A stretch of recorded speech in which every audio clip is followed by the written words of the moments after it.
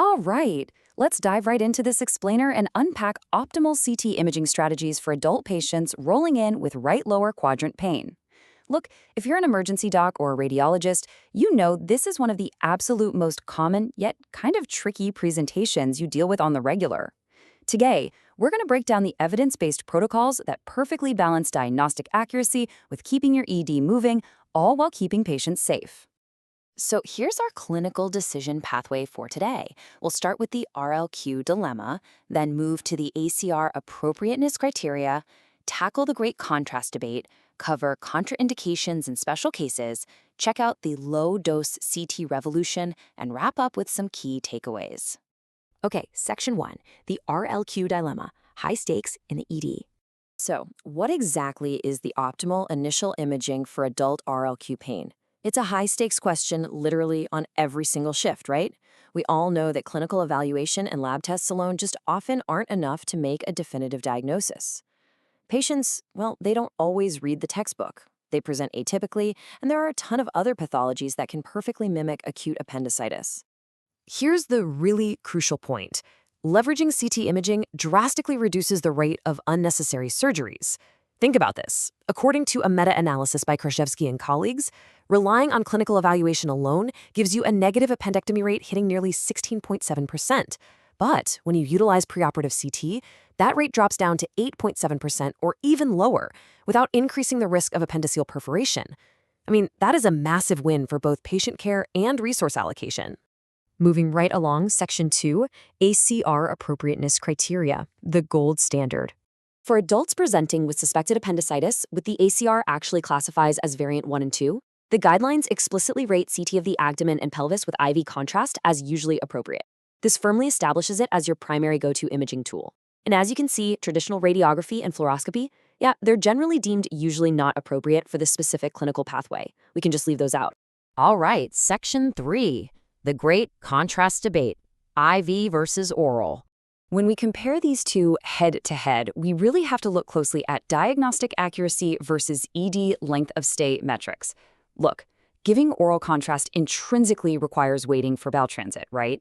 That adds significant and honestly frustrating time to a patient's stay, and it can totally exacerbate discomfort or vomiting in an already nauseous patient. IV contrast alone is way faster, but the big question is, does it miss anything? Let's look at the data. Well, the clinical evidence here is overwhelmingly clear. Studies by folks like Kepner and Anderson found a literally 100% sensitivity rate for appendicitis using IV contrast alone. 100%.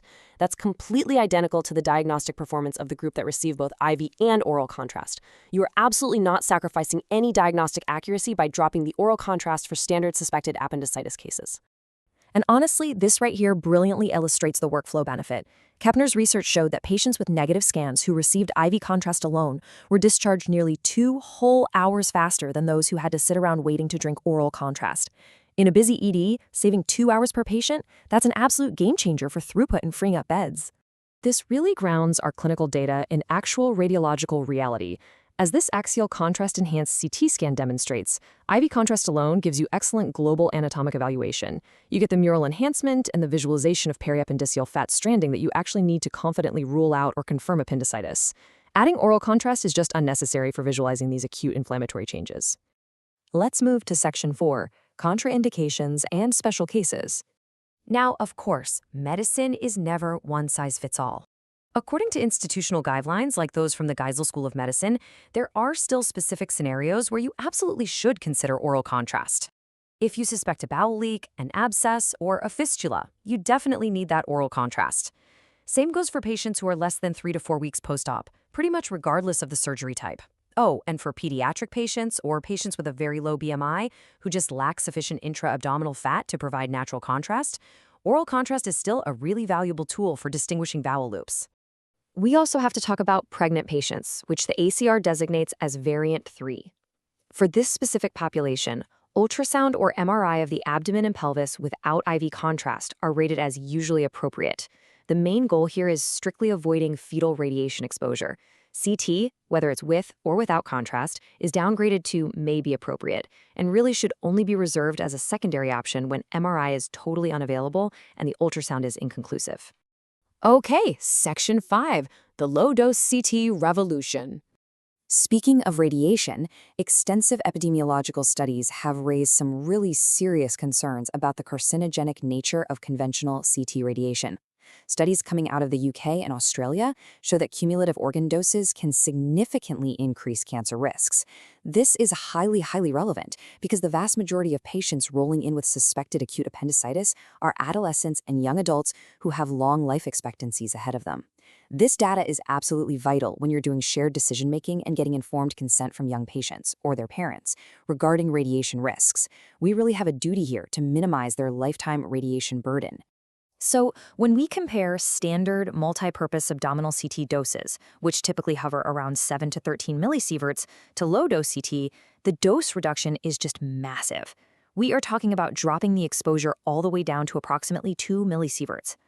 But of course, the burning question has always been, does this drastic reduction in radiation actually compromise our diagnostic performance? To put that 2 millisievert low-dose CT into perspective, it's roughly equivalent to the dose of just 3 conventional abdominal radiographs. Or, to look at it another way, it's pretty close to the average annual background radiation a person just receives naturally. That makes CT a highly justifiable and frankly much safer choice for our young patients. And you know what? The data backs this up beautifully.